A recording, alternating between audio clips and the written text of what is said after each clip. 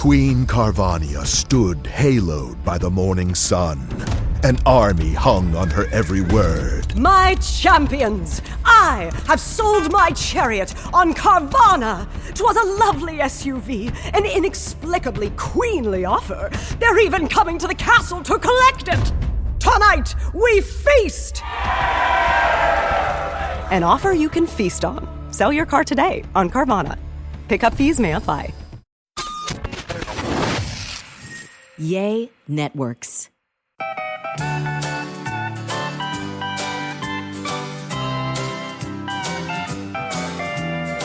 Welcome to another episode of A Sandwich and Some Lovin'. It's a podcast that I, Kelly Raspberry Evans, typically host with my husband, Alan Evans. But Alan is off in an RV with our sons and my father-in-law doing an extended Father's Day weekend, which I think is just great. And so I invited my best friend, Amy, and see, now she's messing with stuff. I'm sorry. Amy's messing with stuff because she can't help herself. This is the unprofessional Amy Jan Lowe. Hi, everybody. Hi, everybody. And Amy had the idea. Kelly, you remember the last time I recorded the podcast with you? We did it on Facebook. So we're recording this on Facebook Live. By the time you're listening to the podcast, it's too late. Maybe you can go back and see it on my page. I don't know. But it's all different from the last time. It's very, Facebook has gotten real technical. Facebook has gotten really weird. Maybe it's for the better and we're just behind, but Alan and I used to record our podcast on Facebook, but it kept glitching and freezing and it was very frustrating. So we took our butts over to YouTube, which is great. We have a very loyal group of about, I'd say around 70, 75 people that join us every Monday and Wednesday night around 8 p.m. Central usually is when we record. And they get in there and chat and have a great time. But we're sitting here right now with Facebook and I got like 400 people watching. I know. You really need to bring it back to Facebook. Maybe we should. I mean, Facebook's just a thing. Madison's on, my kid. Hey, Maddie. Hey, Maddie. So anyway, and this is the problem. Amy is going to not pay attention to me. She's going to be reading comments. I'm just looking for questions. I told you. Okay, so what I did is I went on Instagram today and I just put out, hey, Amy and I are going to be doing the podcast together. She's filling in, pinch hitting for Alan. So ask any questions you want to ask. And a lot of you came through, but Amy's not going to be able to help herself. She's still going to look at the Facebook questions. We're going to do both, though. So real quick, though, Alan's in an RV and, Alan took me in an RV a few months ago. I can't remember the exact date, but it's been a minute. Yes. And Amy still can't believe that I did it. Yeah. Honestly, I didn't really think I would like it as much as I did. Mm-hmm.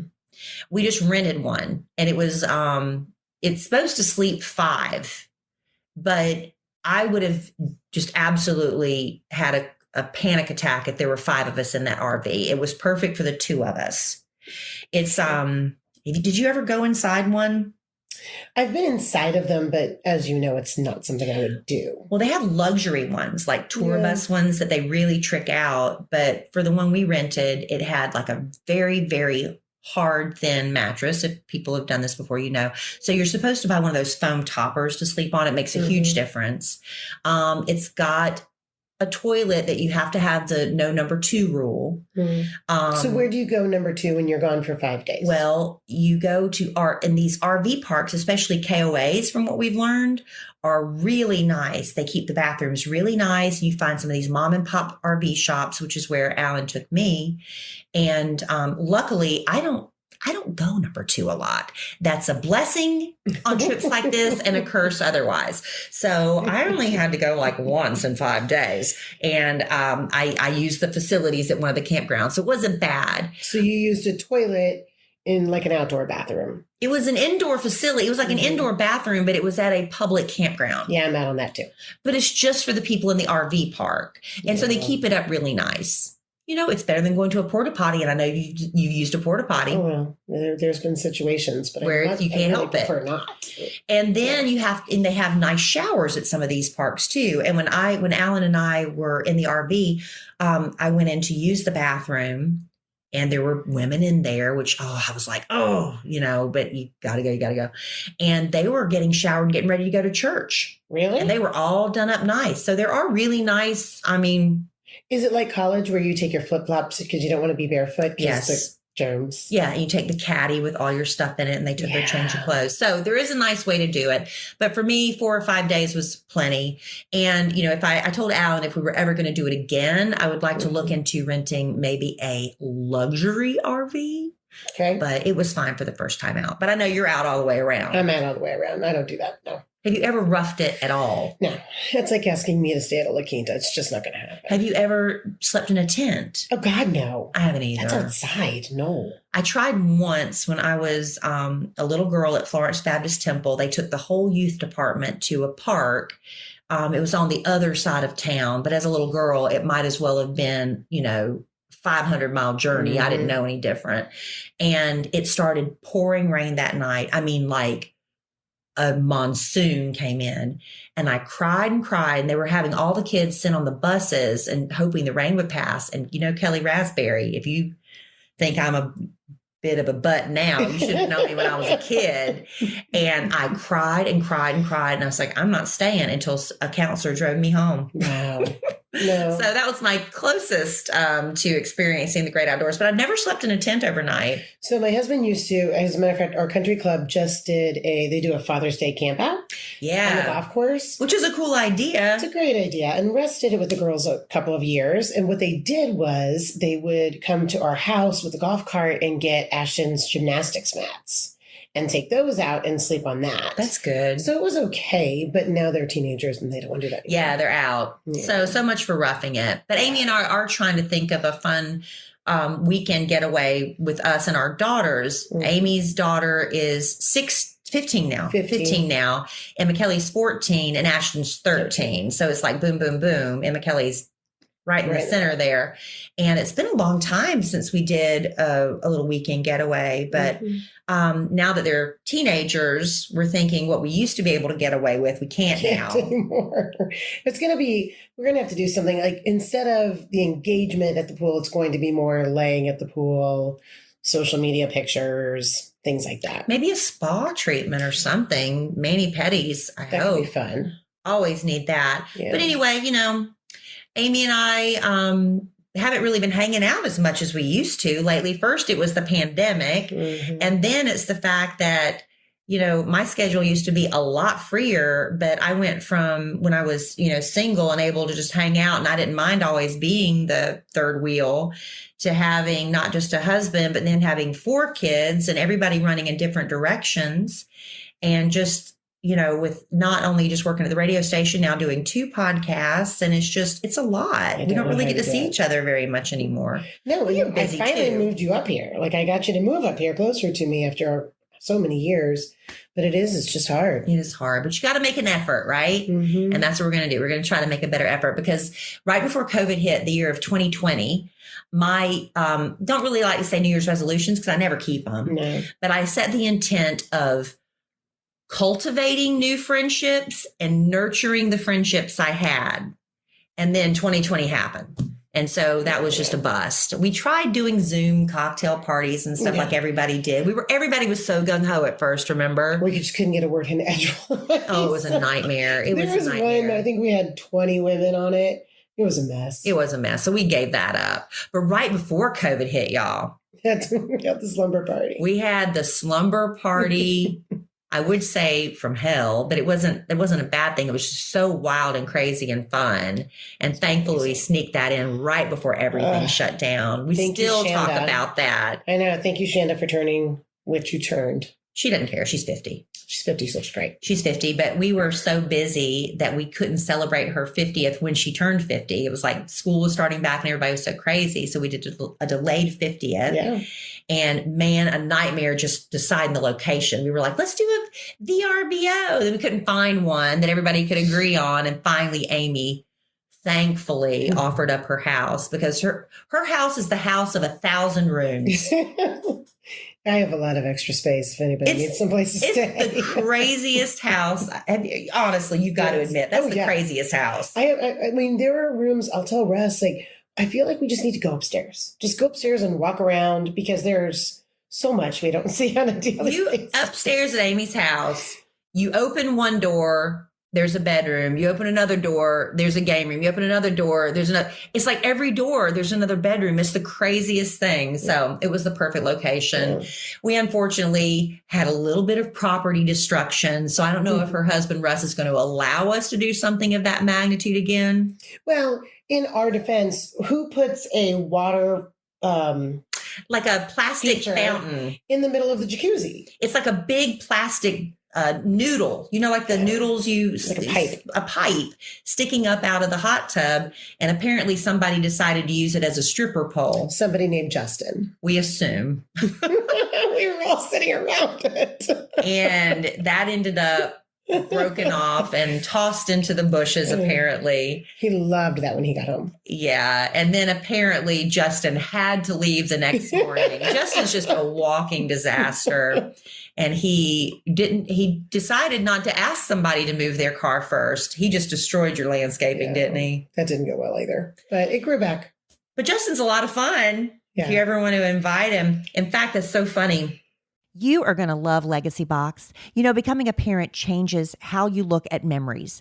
While we're savoring and saving every moment with our kids, suddenly you start to realize a lot of important memories from our childhood. They're trapped on VHS tapes, camcorder tapes, photo albums, crammed into boxes labeled "Do Not Throw Away" and shoved into an attic. Those are at risk of being destroyed by heat, moisture, disaster, time. And once they're gone, they're gone. That's why you need Legacy Box now. They're the world's largest digitizer of home movies and photos. And the process is so simple. They send you a Legacy Box and you fill it up with old VHS tapes, pictures, film reels, slides, DVDs, whatever you've got. Their team in Tennessee carefully digitizes it all by hand. They send you back the originals plus digital files on the cloud or a thumb drive. Ordering a Legacy Box is one of the best things I've done for my family, because now instead of just telling my kids about that crazy vacation I took to the mountains when I was a kid, I get to show them and relive it with them. And right now, during Legacy Box's Father's Day sale, you can save big while preserving your family's history. Visit legacybox.com/sandwich to get started today. That's legacybox.com/sandwich.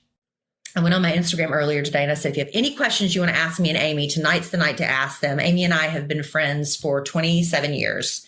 When I first moved to Dallas in 1994, she was an intern at KISS FM and I was hired to do the morning show. And you were put in charge of Having me. fun. I was put in charge of getting Kelly out Right. and causing trouble so that we had things to talk about on the show. We did all that. We did all that. And then she actually got in a little trouble one time for having too much fun with me. I brought her to work drunk. Yeah, that was fun. Somebody asked how we met, so I went ahead and answered that question. It was at work. But I think one of the best stories was the night we went out. What was the name? It was Iguana Mirage. Iguana Mirage. I couldn't remember the name of it. Yeah. And you tell it, because I've already talked so much. Well, it was so good. So we went to Iguana Mirage, which was one of our stomps. And the Philadelphia Eagles had gotten snowed in. It was one of those rare snow situations here in Dallas. And so they came to Iguana Mirage and we happened to be in the VIP area. Well, because Amy got us in the VIP area. And she's the go-getter. Yeah. Y'all might think I'm real bold and all that stuff because people hear me on the radio and they just assume I walk in the room, hey, let's go be friends and have a party. No, Amy finds the football players and they start buying us drinks. And the next thing I know, we're on the air the next morning. we're in the VIP section, and I think he tells me he's the third string quarterback. I don't care. He was gorgeous. He was all the guys that I know, they're like, what was his name? I'm like, I don't know his name. He said he was a third string quarterback. The teams don't travel with their third string quarterbacks. I don't know. He was cute. Anyway. We were going to argue with him. He was hot. So the next day, so we go back to Amy's and I'm just passed out of sleep. She comes and wakes me up and says, you've got to go to work. So she gets me to work and I come walking down the hall and our friend Tara is the phone screen at the time. And she smells me before I get to her. I just reek of club. You know that smell. You've all smelled like that. And I went on the air and I was like, I had to do a newscast at like 5 minutes to 6 before we went live, 5 or 10 minutes to 6 a.m. Thank God I don't have to do that anymore. And I was drunk and I slurred and Kid never said a word to me. He didn't say a word to me. And about 9 a.m., my hangover kicked in. And I was so sick. Still never said a word to me. He said a lot of words to me. But he pulled Amy But aside. it's what, I mean, he wanted me for. So I told him I was just doing my job. But what did he say? He's just, I can't believe you brought her to work drunk. I was like, Don't was I ever do supposed to that leave her again. at home? And then he told me not to do it again, but did he really mean it? I don't know. I think, well, see, the thing was, I think he was so mad at me. I think he would have loved the storyline, but the fact that he didn't talk about it on the Right. radio, that meant he was really mad. Because you were close to non-functioning at the time. It was bad. If we had scaled it back a little bit, I think it would have been funny. Yeah. We were a But little the non-functioning. only other time I came in a little tipsy was because I had found out that my very first boyfriend, Oh, Benny, God. AKA Benet, as he liked to be called, had died. And it was the weirdest thing. I grew up, in South Carolina, and Benny lived in the city called Hartsville. And a girl moved to Texas, and she just reached out to me. I think she must have emailed me, because I've had the same email since kid made me get an email like in 1995 or whatever it was. It's still Anyway, email. so she messaged me somehow. I don't remember, but she said, "Hey, I am from South Carolina, and my friend said you're from South Carolina. And when I got to Texas, I should call you because you're the welcome wagon." I said, "Yes, I am. Anytime anybody moves here from South Carolina, I am the welcome wagon." So we meet at this wine bar, and as we're sitting there, she's telling me about herself, and she says, "Well, I'm from Hartsville." I said, "Oh my gosh, the very first guy I fell in love with was from Hartsville, and it's a small area." She goes, "What's his name?" I said, "Benny," and I'm not going to say his last name here. "Benny." She's like, "Oh my God, Benny's dead." And I said, "What?" She said, "Yeah, he's been dead about 3 weeks." Mhm. Well, the weird thing is about that time frame, I just had this really strange urge to find Benny. And I went on Facebook and social media, and he wasn't on there, and I couldn't find him. She goes, "Well, go look now. They've put up an honorary memorial page." And I went home that night, and I drank a bottle of wine, and I cried and cried and cried. I hadn't talked to Benny Benet in years, decades, probably. Well, not probably decades. It's been a long time. Yeah. And I was just devastated because he was my first love, Anyway, that's the only other time. We're a little tipsy. Do you ever, you were in radio sales. I'm sure you came in that way. Oh, They goodness. get drunk in radio sales. Yeah. They go around to meet clients. Well, back in the old days, things have changed a lot. They would hire Yeah. party buses, and y'all would go around and entertain clients, Oh, yeah. right? We still do at Halloween. It's kind of an iHeartMedia thing. It's Halloween's way a very toned big down, deal. though. And we take presents and then, and have cocktails, and it's fun. Back in the good old days before, the law got involved. Rules. And rules, that stuff they call plugola and payola. Mhm. We used to get treated like queens. Oh my gosh. Never bought a drink at a concert. Uh-uh. Never stood in line at a concert. They'd come and bring you, take you out to Whatever we dinner, want. anything you wanted. Then we'd go backstage, get tickets, and now nothing. And so when people Nothing. ask us, it never fails. If Mhm. Justin Bieber comes to town or Taylor Swift or whatever, people are calling us saying, is there any way? My daughter's a huge fan. Can you get it? I'm like, I can get us in there. Yeah. I have to beg. I was never more, embarrassed, honestly, than my daughter. She just wanted to meet Taylor Swift, and I had to basically grovel. I remember. I had to grovel. And then I had to get in the back of a line that was about 200 deep. And I literally was next to last in line with my daughter. But I'll never forget it because my daughter remembers it. Mhm. And even though she had literally met about 200 people before she got to us finally, she treated us So kind. just like we were the first people in line, and she was still fresh, and she was just wonderful. So no matter what Taylor Swift does, and I know she's done some kind of jerky stuff. Hey, so have I, so have you, so have y'all listening. She was kind to my daughter, and I will never forget that. So it's funny you say that because just today I was telling our Mariah Carey story. Just earlier today. Oh, How we waited for 3 hours. She was 3 hours late. Bless and they her heart. just kept feeding us margaritas to keep us entertained. And then by the time we met her, she complimented my watch and I gave it to her. yeah, because Mariah Carey needed that watch. That, in other words, Amy was drunk. And the thing about Mariah is she travels with her own photographer. You cannot take a picture with your cell phone. And so what happens is Mariah takes a picture with everybody, but then Mariah looks at them. Yep. And if Mariah does not like the way she looks in them, and you don't get your picture. I'm still we waiting don't on have them. James, if you're watching this, to get us that picture. No, she destroyed it. I know. We won't get It's it. awful. They But promised you me know what? I'll 100 tell you this. I love Mariah Carey though, because even though she is a diva and she's an admitted diva, she is the best interview. When we Yeah. ever had her on the radio with us, she'd be up all night recording. She's an awesome interview, but I still don't have my picture with her. Yeah. I have it, but I don't have it. We don't have it. So anyway, there's a little bit of that. So I'm going to get to some of these questions since we already brought up part-time Justin. Somebody asked, can you address why Alan, my husband Alan, always talks of part-time Justin in a sour way? I will tell you what happened. Alan loves Justin. He really does. But Justin is a hot mess. He does destroy property, and when he's drinking, he just doesn't know when to dial it back. So the first strike was when Alan and I first got together. We were Your going. birthday. It was the Was bus. it my birthday? It was the birthday to Al's bar. I just remember we were down on McKinney Avenue. I don't remember. I just remember we were doing something, an appearance or something, and Alan was there, and we were in it at that point. We were exclusive. We were going steady or whatever. It wasn't like we had just met. We were in the relationship, and Justin was there, and he started drinking, and he started, how people do protective. You better treat her right because we love Kelly, and you better treat her right. Somebody started filming and taking pictures of it because Justin proceeded to get angrier and angrier. And he basically threatened to shove a stick up Alan's rear end. And it was like kind of funny for a minute until it wasn't funny anymore. And it just was not good. It went from 0 to 100 really fast. And Alan didn't think it was funny. And honestly, we didn't either. We were like, calm down, Justin. It wasn't funny.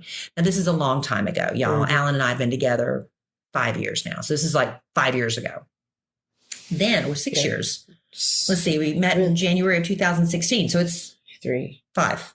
This is 2021. 5. You've been married 3 this July. This was before. We married This was 4. before? We met in January 2016. So we've been together 5.5 years, right? We're bad at math. I don't even And tip. geography. And then the other thing is Justin came, we had a swap party, and Alan, it was just a joke, but he stole that silver turtle thing. Justin went through the house and kind of stole stuff and then came to work the next day and pretended he got it in the swap party. He knew he gave it all back. I remember. So that was a joke. But the thing that really was that it was just tense and awful and awkward. But the night that we took, so Al had just opened the Waxahachie bar. And so he got a party bus for us to go to the Waxahachie bar for your birthday. Yes, that was a different And night. Justin went That with stick in the butt us. thing didn't happen that night. No, but this was a different one, and he crossed the line after some cocktails. And, Oh, always. Yeah. Poor Justin. But he is doing better. He's in, with age comes the ability to handle your alcohol better. Yeah. Honestly. And there are times I am so thankful that Instagram and Facebook and Twitter and all that wasn't around when Amy and I were going out to the clubs. Because I'm telling you what, it would have been a bad scene. It would be me on here begging y'all's forgiveness for the way I acted in public. It was not good all the time. Yes. All right. Or some of the things that I wore. Here's some questions. I'm not going to read the names because some of them go by handles and I don't even know what these mean. Do you try to be friends with all your kids' friends' moms? Tips for navigating that part of parenting. No. Do you try to be friends with all your kids' friends' moms? No, because I've learned the hard way because I've learned the hard way that, my daughters are 15 and 13. And so we have been through some serious girl drama. And I have learned the hard way that a lot of times girl drama stems from the moms. I mean, a lot of these moms need drama in their lives, and they will say terrible things about children. Yeah. And, they need that. And I'm sorry. You're living vicariously through the kids. Yes. And I, like you and I were saying how, Amy's cut off. We were saying how we try to go out of our way to spend more time together because we're busy with our kids and our lives. A lot of moms, they don't have that, and they find it in their daughters' lives and in their daughters' friends' lives, and it's inappropriate. And with social media, a lot of moms get really involved with their kids' friends on social media. Yeah, I don't do that. And I think that's awful as well. It's let kids be kids. You be an adult. You have your adult friends, and so I get passionate about it. But no, and I've thought I had friends that happened to be my kids' parents that went awry. Yeah, and I've been in the weird position where because I work mornings, I wasn't able to do a lot of the school things like when the kids were really young. And that's where I think the mom friendships start is in elementary school. And I wasn't able to do any of that stuff. Yeah. And so I didn't know any of the moms. When Emma Kelly would get invited to a birthday party or something, and by the way, my daughter was the worst. She would pout and pitch a fit and stay glued to my butt the entire time. So even if I was invited to stay as a parent, you were there, Amy. We don't know what was wrong with Emma Kelly. This is the way she was. And I couldn't get to know the other parents because I'm trying to get my kid out there and off my butt until the party's over. And so I didn't really, form any friendships that way. But when Emma Kelly got and she wasn't in sports, and she, so when you finally got to, junior high and she joined the volleyball team at school, I started meeting some of the moms that way. And it was good because at least I had somebody to kind of sit with during the games instead of showing up and sitting by myself. But, and there's some times where I've tried to, I've thought about putting, get the moms together so we can get to know each other better, but dropped the ball on that. COVID hit. And then now Emma Kelly's not playing volleyball anymore. Well, I think small talk's fine. I think there needs to be boundaries. And I think, we don't go out like drinking and stuff together, like girls trips. Or, if just like we teach our children, if you're sitting next to someone at a volleyball game and a grown woman is talking negatively about a child, that's not cool. Red light to back down. Yeah, that's not cool. Because you don't want to be associated with that, and you don't want that to bring you down, and you don't want that to ever get back. It's terrible, terrible. And I'm telling you, so many women do it. So just be cautious. And I think that a lot of them do it because they think that's the one thing you have in common. Like that's what's going to bond you. We both hate the same kid. Yes. And let's talk about the kid's mom. I'm all about talking crap about other adults, but not kids. And I get that. Yeah. I think that's tough. And see, and I would like I was telling Amy, I love having adult girlfriends. I love it. And one of my dreams was always, and with you too, was we were going to buy houses next to each other in a cul-de-sac. And Amy dropped the ball. I was here first. You were supposed to move into Stonebriar. But I'm in a cul-de-sac. I know. And that's what the goal was cul-de-sac. I know. And I couldn't afford where Amy lives. So anyway, there's that. Still love to have her. I know, but you know my cul-de-sac neighbors. You know how lucky I am. And I love them. And so my cul-de-sac neighbors, who I adore, we're right before COVID hit again. We were all going to get a party bus with us and the husbands, and we we're going to go somewhere one night. Yes. We're going to have to get that back on the calendar. This coming Friday. With your neighbors? With some friends. So I have got 2 friends that are having birthdays. And when you put the 2 birthdays together, it equals 100 years. Oh, wow. So we're all going to meet at one of their houses. And then they've got a party bus driving us out to a winery out in Anna. Yes. And there's a Journey cover band that's playing. So we're all going as couples. We're going out there. We're going to watch this Journey cover band. Yeah, I want to do that. And we'll do it. We'll find a reason. My birthday's coming. Maybe we'll do it for that. All right, we'll do that. That could be fun. I want to do that. I want to go. All right, another question. How do I get rid of dark circles under my eyes? Well, I didn't wear makeup this evening, so you can see I'm no pro with it. I haven't really had an issue with dark circles, but I was looking back at some old video of me, and I used to have really bad bags, like puffy bags, and I think mine was allergy related. With that, and you don't sleep. A lot of it is sleep deprivation, but my the face matriarch, Chelsea, who does all my Botox, I just got it. So it's starting to kick in already. Mm-hmm. She does a great job. and her name's, if you ever want to find her on Instagram, it's the Face Matriarch. I'll have to tag her, but she's great.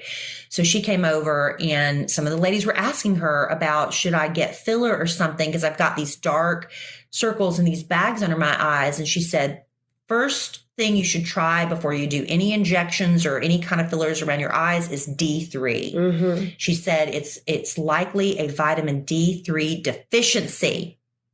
And she told us about some under It was the on tongue Amazon. sublingual drops. And of course, but it also had like vitamin K in it too, right? It did. And I don't think anybody shared it with us. She But did. She sent it in the, let me see. on the invite? Did Crap. she send it? No, she sent it. Keep talking. I'll find Okay. it. So Here it is. Keep talking. I got it. It's D3 K2 omega 3 MCT oil. On Amazon. It's on Amazon. Maximum strength vitamin D liquid with K2 and omega 3 MCT oil. She said, try that first. This one's got a lot in it. It's maximum strength. And this is sublingual, right? Mm-hmm. Not put it under Yeah, your you eyes. put it under your tongue. So anyway, she said to try that first. And then there's certain things you can do.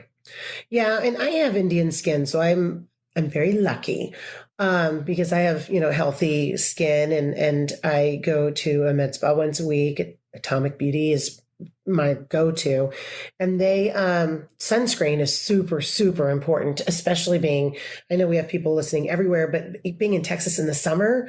Putting sunscreen just, right under your eyes is so important. My daughters, it's the first place they burn. Really? Is right under here. Such sensitive. Yeah, because But then it's what do you do thin. about when you sweat and it gets in your eyes? Well, it's down here, so you don't sweat up. Because sometimes Right. when it's really hot here, and I'll put just regular under eye cream on, Mhm. and then I sweat and it ends up in my eyes. And it's do. irritating. It's just really important, but But it's thin skin. I have a problem with I've got age spots and freckling now, Mhm. and Alan found Palmer's skin lightening cream. That's what they had us use after our C-sections. Do you remember? Well, Palmer's cocoa butter. That was while we were pregnant. But I didn't know about the skin lightening cream, so I'm going Yeah. to start trying to see if it'll get rid of they look like big freckles, but they're age Yeah. spots around my eyes. Because I do that. I have a lot of pigment being Indian and so half Indian. And so I have, those problems. I just always thought that darker complected people didn't need sunscreen, but that's not true at all. I was watching just like today, a commercial on TV for Neutrogena. They were showing black skin Mhm. with, you don't think about because you have all the melanin and, but yeah, everybody needs sunscreen. Everybody needs sunscreen. Everybody. You can still get skin cancer no matter what color you are. But because of all the sunscreen, the vitamin D3 that you get naturally from the sun Mm-hmm. is not getting into you. So what I try to do is go without sunscreen just when I do a quick walk, like with the dogs or something. I always keep it on my face, but I try to have bare arms and legs when I go for a walk just to try to get some natural D3. So I have a plastic surgeon friend, and I had her speak at one of our golf things that I do, luncheons. And she did something so fascinating is she pulled up actresses, and one is 25 and one is 75. And the way that they take care of their skin. And, one of the 25-year-olds might be like Miley Cyrus, who's, not really Party, taking care. maybe. She parties hard. Her skin doesn't look great. And then an older actress with magnificent Jennifer Aniston. And you put them side by side, and it's shocking how just taking care of your skin keeps you young. Yeah. I mean, it just really does. And It's drink beautiful. more water Mhm. and sleep. But I'll sleep when I Moisturize. retire, hopefully. And that's not going to be for a while. I've got children to put through college. Let's see. Best self-tanning products. You've done this before, but I forgot. Okay. Amy is not a self-tanner. She's naturally brown all the time. So a long time ago, I found something called, it's a weird name. It's like Mermaid $1 Million Tan. I loved it. It was really easy and blendable, but then it got more and more expensive. And then the last bottle I got, when I squirted it, it's a foam. It came out just liquid. It just was gross.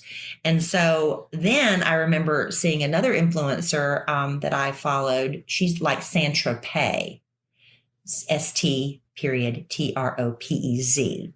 And another thing, I used to always just use my bare hands, and then I have to scrub to make sure my palms didn't turn orange. But getting a self-tanning mitt has made all the difference in the world because you can get a more even application.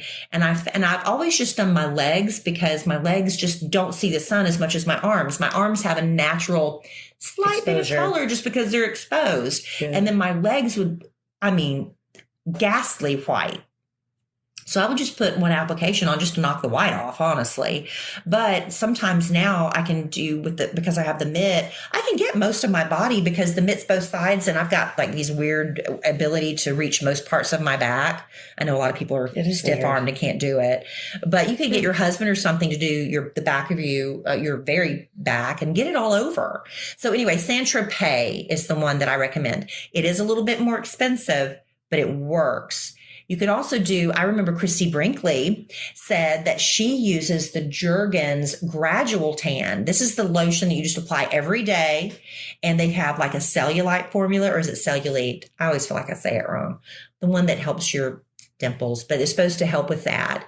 But she just applies it every day and it's very, very gradual and it does work.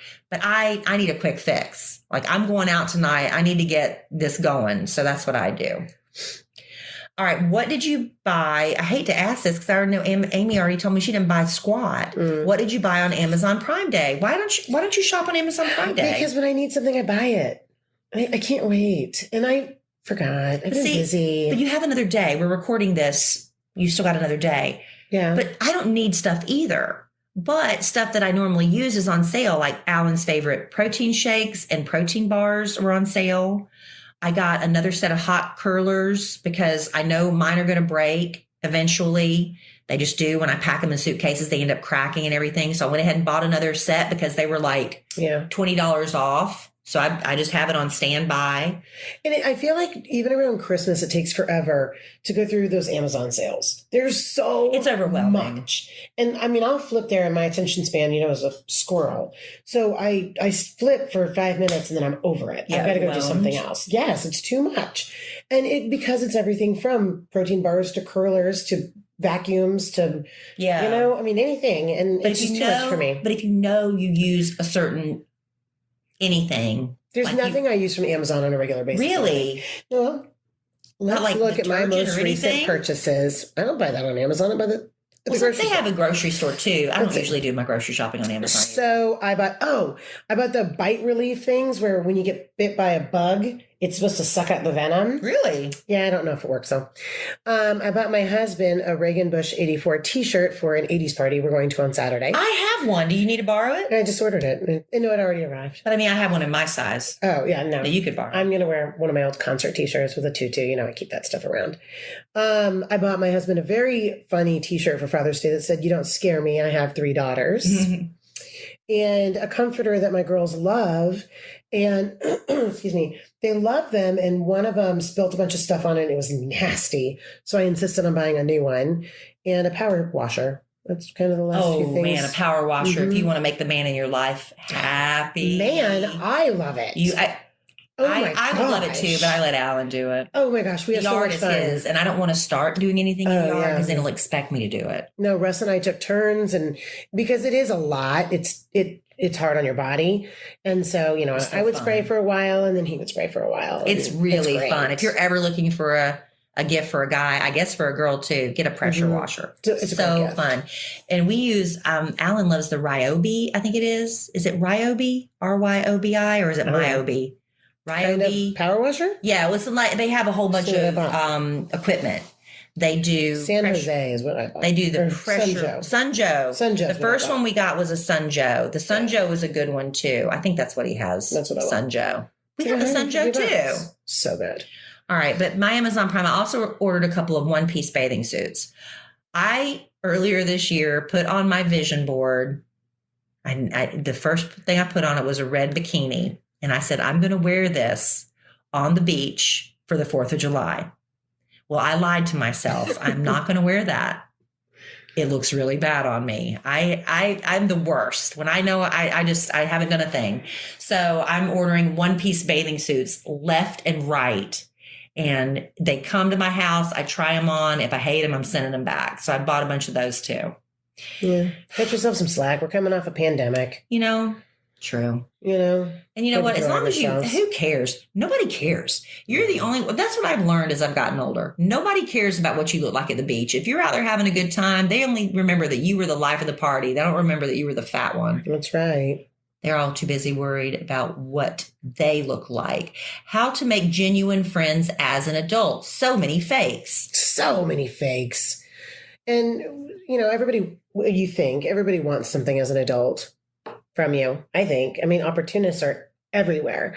And I think it's very hard to find sincere friends. And I think that you don't know when you find them. You have to put work into it and see where it takes you. But if it's someone that you're comfortable with and you don't have to worry about watching what you say or what you wear, you can wear a bikini on the beach with them and they won't mind. They'll high five you. Right? Things like that, I think it's really important. And to find similarities, I think is something that's really important. I think being self-aware and not trying to fit a square peg into a round hole, did I say that right? Yeah. Is really important as an adult with friendships. And I have a lot of different, Kelly will tell you, I always have had a lot of different groups of friends. And they're not all going to enjoy the same things. They're not all going to enjoy each other. You just have to be aware of the circumstances and appreciate each of them for their strengths and, and the relationships that you have. Yeah, they don't all have to be friends. You could have separate friend groups. They don't all have to. Every once in a while, they can, commingle at a shower or something or a birthday party, but you can do separate things. But, you have to put forth an effort. That's the thing. I have people writing the love letters to Kelly all the time. They're lonely and they're depressed. But there were times like when I was younger, and even now, if I really, if Alan's out of town or something, I like kind of being by myself every once in a while for maybe one night, but then I get lonely. And it's like, well, nobody's calling me to do anything. Well, Kelly, pick up the phone. The phone works two ways. You've got to be proactive. And so you've got to actively, if there's a woman or a man, I'm answering a woman's question. If there's a woman, you're like, I want to be friends with her and get to know her better. Ask her to lunch, Yep. And you just got to make the effort. Let's get together sometime. And people always say, let's do it. We'll get together. No, you need to set a date. You got to get it on the calendar. I'll never forget. I've never had this happen, but twice in my life. I had when I was a little girl, Kim Wheeler down the street came to my door. They just moved in. Knock, knock, knock. Hey, my name is Kim, and this is my sister, and I think her name was Terry. Terry, and we just moved in the street, and we want to know if you have any little kids in this house we can play with. That's it. And we became really good friends. And then it didn't happen again until I moved to Dallas. And I went to a party with my then boyfriend, and I didn't know anybody at this party we were going to, and I kind of walked in, and this woman walked up to me, and she said, I think I like you and I want to be your friend. And she handed me her business card and it was Dr. Mary. I love her. And she said, I want to be your friend. And I was, what I could have done? I could have stuck that card in my pocket and never called it and never dialed her number. Yeah. But I did. And we ended up being really, really good friends.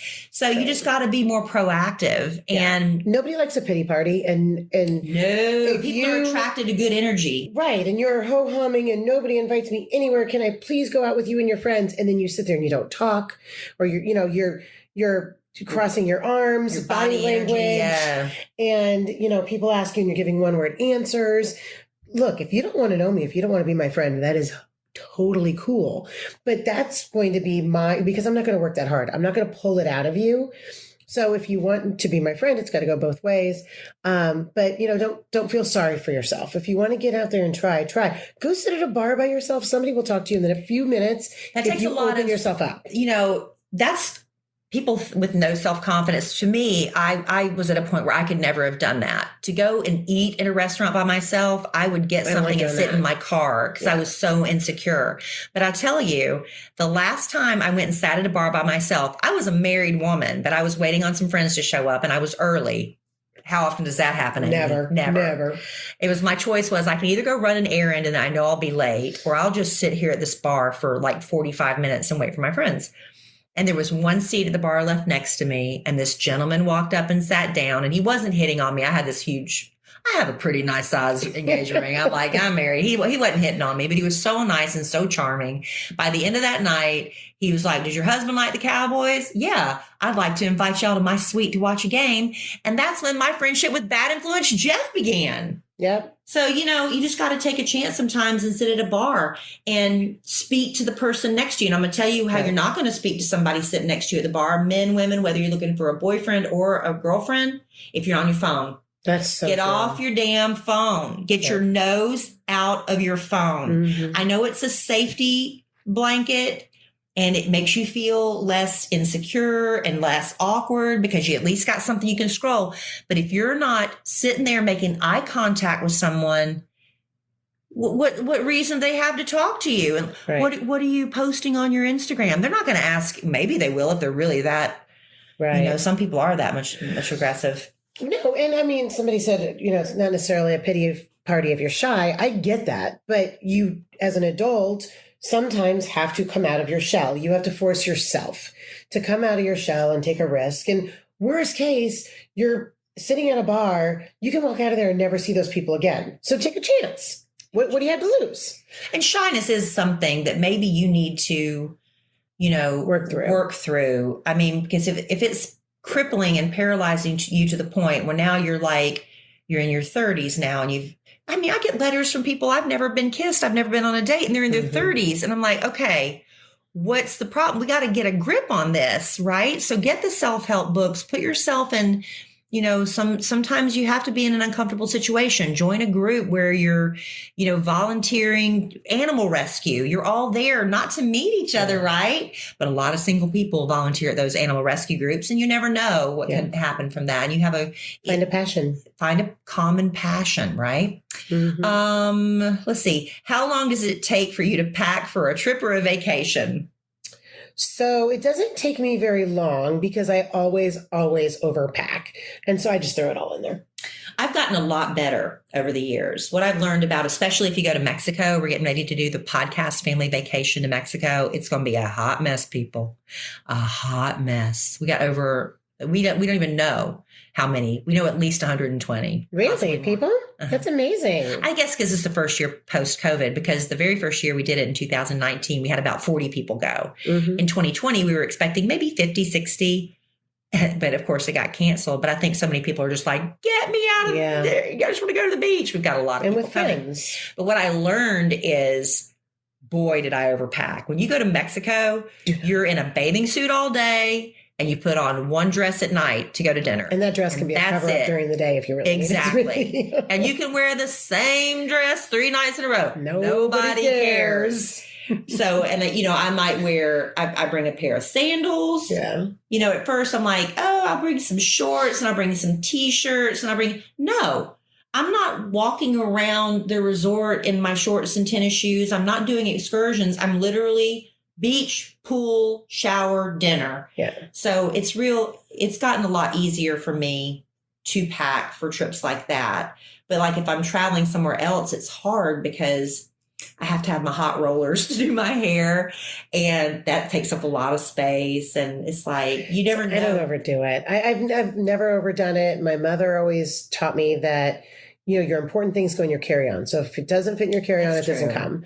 And we travel a lot internationally. But you like just we said you did. travel everything. Well, And now you're no, saying you don't. Well, I travel with like 25 pair of shoes because you never know what I'm going to need. But I mean, other than that, and I always take too many outfits. And me, I tend to shop. And so While you're I end there. up buying things while I'm there. But when we go internationally, I learned years ago, when did I go to South Africa? It was years ago, that we left everything that we took on the trip. Let's be honest, I'm never going to wear khaki again. So I had no desire to bring it back. And it was all soaked in that super duper bug spray that you, when you go to third world countries, you take care of. So I left all my clothes behind, which was a great opportunity because then the suitcases got to be filled with things to bring home for our loved ones. Your clothes were donated. And I You didn't just leave donated them to the you donated housekeepers. them, yeah. So I donate them to the housekeepers in the hotels of these third world countries. And recently, before COVID, my whole family went to India. Everybody had a 30-inch suitcase. And we went, and I told the girls, prepared the girls, everything we're leaving behind except for the clothes on our back. And we did. And that I enjoy doing that, but you don't overpack when you go on those trips necessarily because everything is so strategic. I've heard of people that'll go, like if they're going to go on this big cross-country European backpacking thing, they'll go and buy all their clothes at a thrift store, and then they'll just shed it as they travel because, like you said, you're picking up new things and souvenirs and things like that. So it's basically, it's a shirt I paid 50 cents for at Goodwill. I can leave that behind, things like that. And I know when Big Al travels to New Orleans, he always leaves behind his shoes. He said, I'm not putting anything that walked the streets of New Orleans back in my suitcase. I don't blame him. He has New Orleans shoes he buys for that. So I don't know. I've gotten a little bit better. Also, when you go to Mexico, I don't take makeup anymore. No, I stopped doing that years ago. Your face melts off. The only thing I do now is I get eyelash extensions. Because even if you don't do it year round, if you just do it before you go on vacation, even if you have eyelash extensions on, it makes you look like you have a little bit of makeup on. And then hopefully you get a little sun-kissed cheeks and you don't need blush either. But yeah, don't just bring like lip balm and sunscreen. My phone shut off. Don't overthink packing. Don't overthink packing, especially if you're going to a beach location. What would you tell your 30-year-old single self? Well, you weren't single at 30. Were you? I was. Well, I was dating, but I guess this person is single. She's saying so much pressure of marriage and kids. Yeah. My best friend in college would say, and from the day I met her our freshman year, remember Rhonda? Lived in California. Yeah. By 21, she was going to meet the man of her dreams. By 25, they were going to be married with a kid. Like she had it all mapped out. And you know what? She did it. Well, she did the married thing, but she divorced him. It didn't work out because she was looking for all the wrong things. She was living off of this timeline instead of love and passion. And she didn't have it. And so now she does. She's married and she's got a kid and he's adorable. But, you have to cut yourself some slack and not pressure yourself. And, that would be the biggest advice I would give, myself when I was single, is it's not a race. Don't rush it. You have your entire life ahead of you. And I tell my kids that too. I'm like, when they have boyfriends, I'm like, have fun, but you're not going to marry this guy. You're teenagers, Well, they think they are. They think they are, but you have to sometimes tell them they're not. But there's also periods where you're just deeply lonely. And that's okay. You go through those periods where you're deeply lonely. You date the wrong guy just because, let's be honest, you're desperate. I was that girl too. I dated some guys. I'm like, what the heck was I thinking? But, I didn't get married the first time. Was I 30? How old was I when I got married the first time? 36. I was 36, I think. Yeah.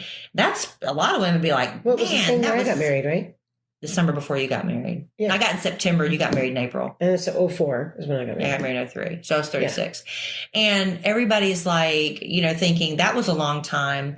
And we married each other. And I've talked about this before. We had to get married to get divorced because we had been together 7.5 years. We kept breaking up, getting back together, breaking up, getting back together. And here I am thinking, you've taken all my good childbearing years. I got to get married. Let's get married. If we get back together, we're getting married. We're not doing this again, which is a stupid reason to get married, except for the fact that I got Emma Kelly, right? So anyway, then I got divorced. I was single with a baby at 40 thinking nobody's going to want me. I had more fun in my 40s than I had ever had in any of my dating previous because you realize what's important. You're kind of feeling yourself, you're feeling, sexier in your 40s than you did in your 20s. I was so insecure in my 20s. And you're also Benjamin Button. You have gotten prettier with age. You're very kind. I appreciate that. And I accept it. Thank you. That's true. I'll accept the compliment. But I met Alan and I married for the second time at 50. Now, if you tell some girl right now at 30 that you might have to wait, sweetheart, sweet, wonderful person with so much to offer a man, you might have to wait to find true love and get married at your 50. They would probably have a heart attack. Yeah, it would be. But look at it this way. People are living a long time. If Alan and I live to 80, that is 30 years with the same person. It's a long life. That is a long time. So don't don't be in such a hurry. You know, everybody's like, it's kind of a joke now. You got to have your starter marriage to get it out of the way. That's not always the case, but a lot of people joke about that. And that was the case for me and my husband. We're both on our second marriage. But that's what I would say. Just enjoy yourself, you know, and a lot of dates are going to suck. But those dates are just as important as the wonderful dates because it teaches you what you don't want. Right. And you learn about yourself, I think, dating too. Yeah. Learn a lot about yourself. You learn in those bad dates what you will and will not tolerate in a future relationship. You learn, hopefully, how to argue fairly. I mean, you're going to have arguments and conflicts in a relationship, but you got to also learn how to fight fair. Yeah. Things like that. And which also comes with age. Yeah. After a while, you're like, being able to communicate. Because I'll tell you, Dr. Phil used to ask me, is it more important for you to be loved or to be right? And I said, to be right. Yeah. And that's the way I truly felt about it. But you learn as you get older, maybe I'm going to let him have this one because is it really worth us not speaking for a week over it? Yeah. Not Russ and I have been married for long. almost 20 years and let's see, I just had 17, I think, or 18, something like that. You got married in 2004. Yeah. So So 17. And then together 2 more years than that. But we argue very differently now than we did then. Mm-hmm. Right. It's more rational now. Yeah. Yeah. Because you think of man, if we go down this road, we're not going to speak for 3 days. Right. Man, I hate that. That's exhausting. Who's So, got time for right. that? Oh. Well, speaking of, rekindling love, what do you suggest for a romantic getaway that lets you bond and recharge as a couple? Italy. Well, that's easy for everyone. I love Italy. I would say, those couple trips, I don't know, international trips are just so fun because you are completely out of your realm. And I like that. Well, you could do that in the United States too. Yeah. There are parts of the country that y'all could go. Like Alan and I have not been able to do it lately, but we did last year. We always, every year, try to pick a city we've never been to before and go there. And explore it. And so it has to be one we've neither one of us been to. And a couple of times it's been where I've been and he hasn't. But we were going to go to Boston last year. Neither one of us has ever been. We've never been to Oregon. That's on our list. So that's fun to do that. But honestly, for Alan and me, we just love like running errands together. Isn't that the most lame thing? Yeah. But I love it. That's lame. If he goes to the grocery store with me, I almost want to break into song. Russ is not allowed anywhere near me while I'm shopping. See, and this is the difference. So it's different for everybody. Mm-hmm. But, Alan and I doing that RV trip, he was so excited. He was like a little boy.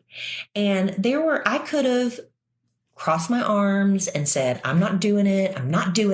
But I did it. And I did it with a good attitude, Amy. I did it with a good attitude. I was a good sport for about 4 days. About day 5, I started like, let's go home. Well, I'm lucky because I married a guy who totally gets me. He's not like me That's at all. it. Everybody's different. Yeah, he's as you know, he's just not like me at all. But he gets me. So he gets that how far he can go. Right. And It's different push for me everybody. to where it's unpleasant for everybody involved. For one couple, it would be getting a hotel and just, sexing it up all weekend. You know what JC and Kinsey do? And he's told this on the radio, so I'm not talking out of school. She will go if they go get a hotel room at a bar, go get a hotel room, she will go down to the bar and he will pick her up like he doesn't know her. Yeah. So I don't do role play. I don't do role play either. But a lot of couples do. And that's awesome. Hey, whatever works for you, laugh. it just doesn't work for me. I would laugh and say, this is stupid. Yeah, that's I can't. me. But see, it works for them because you have to both be in it. I remember years ago, I lost a bet on the Kid Craddock morning show. And part of it was we had to do a sexy video to the Pussycat Dolls. You can still find it on YouTube. You did it with Shannon, didn't you? Psycho Shannon and the girl that used to be on our show that I just went blank, Taylor. And we had to do a video to Buttons by the Pussycat Dolls. And we went to striptease class to learn how to walk sexy. Now, Taylor rocked it out. Oh my gosh. She was all in. Shannon and I needed a little more coaching, but she was telling me that she had a lot of women come to the class because they were trying to put the fire and the spark back into the bedroom. But I'm like, there is no freaking way I could. And you're wearing stripper heels. We all know where to go in Dallas to get them. The Electric Boutique. You go down there and you get the stripper heels and the whole costume and the feather boa and stuff. And she was telling us how to do lap dances for our husband. I was like, there's no way. I would laugh. He would laugh at me. Then my feelings would get hurt because I'm trying to be sexy. And I'm trying to be in the mood. And he laughs at me one time the wrong way. Amy, the other day, I think I told this on the podcast already. I might be not. I was getting in. We have one of those bathtubs where you have to haul your leg up over the side to get in. So I'm butt naked and he's in the mirror brushing his teeth or flossing or something. And I have to swing my leg over the tub so my butt cheeks are spread. And he just starts laughing because it's the stupidest thing. And I'm naked. Now, I could have gotten mad at him for laughing at me while I was naked, but I'm like, yeah, this is ridiculous. This is stupid. Right? Anyway. Well, you have to be able to laugh at yourself. You have to. And with your spouse. And that's one thing that we do pretty well is I'm always telling my husband, and if you know my husband, you get this. His RBF, since Kelly won't let me cuss on here. Resting bitch face. You can say that. Is classic. And my husband's a very, very tall man. He's powering. When you look at him, he's intimidating. And to everybody else, but not me. And my daughter's volleyball coach the other day said something to her, and Russ's RBF was in full effect apparently because the coach pulled Ashton aside and said, I don't think your dad liked what I just said. Oh. And so Ashton knows that her dad has an RBF. And so she went and told him. And so Russ had to call Ashton's coach and be like, dude, I am so sorry. It had nothing to do with you. That's just, and he said, Amy's always telling me that I have a really bad RBF. I get that. I'm the same. I'm the same. And it hurts my feelings too. Because I mean, I know I do. And I don't know what else to do except sit there, smile like a fool. But if I'm watching somebody speak and I'm listening real intently, I look like I want to break their necks. I look mad, but I'm not. The masks during the pandemic were really good for They're very helpful. Especially at my daughter's volleyball games because, you might see somebody else's kid. I know. And they do something wrong. And the mask was covering my face. We've already talked an hour, Amy. We've got to get going. Okay. You got to get, we've got more questions, but maybe we'll have to do it again. Two. Yes. Yeah, y'all don't want to hear another hour of this, even though we could. We could. And we don't even have wine tonight. I know. Amy and I made the adult decision not to have a glass of wine as much as I want to. I'm tired. But it's just Monday. I know. And man, if I have a glass of wine, I overslept for work this morning. Yeah. It was bad. We're still working from home for another couple weeks. After we get back from 4th of July vacation, we're all going to be back in the Kid Craddock studios. But Alan usually, because he drinks so much water, he usually always has to get up to pee about the time my alarm goes off. Well, I hit snooze. I'm very bad about hitting snooze. She's very bad about that. She always has. I'm horrible. I will hit snooze 100 times. Why won't I just set the alarm for what time I really am going to get up? But I did. I turned my alarm off instead of hitting snooze this morning. And Alan wasn't here to get up and pee and tell me to wake up. So 6 a.m., I got the phone call. Bum, bum, bum. But luckily, I literally just walked down the hall and I was on the air at 6:01. Now, if that was another day, it would take me at least 30 minutes to get to work. I guess you could call in from your cell phone, which I think you've done before. I've done that. It happens. But it's a tough schedule, man. Well, the body's not made to get up that early, Amy. And everybody always says, oh, you'll get used to it. No, I don't know. There are some people who get up because they want to, I guess, work out and stuff. I'm like, who are you? I don't understand you. But anyway, thank you for doing the podcast with me, Amy. No problem. Thanks, Alan, for not being here. Yeah, right. I got to talk a lot tonight. But I talk a lot anyway. Poor Alan. He's lucky to get a word in edgewise. But thank you for being here. And thank you all for joining us for this podcast. I know it's different without Alan, but hopefully you enjoyed it just the same. Alan will be back for the next podcast. So please tune in then. We're going to have lots of stories from his RV trip with our sons and his dad. They are fishing. And while we were doing the podcast, I saw Alan was messaging me. Our son caught a catfish. Ooh. His very first catfish. Is Alan going to skin it and make it for dinner? Maybe. I don't know. But Alan also had something really, really cool happen to him this weekend, but I want to wait and let him tell you. Let him tell it. Just in case you haven't seen it. It's a big story, but it's his to tell. So I'm not going to say anything until I'll let him tell it on the next podcast. So until then, thank you, Amy. Thanks for having me. Do you want anybody to follow you, or you don't want people following you? Everybody can follow me. I love more followers. Okay, where? I'm Amy Jan Lowe on Facebook and Instagram, and it's Jain. Amy Jan Lowe. AMYJAINLOWE. Yes. All right. So go find her. And, I'm Kelly Raspberry everywhere. And that's it for this podcast. And in the immortal words of the great Keanu Reeves, life is good when you have a good sandwich.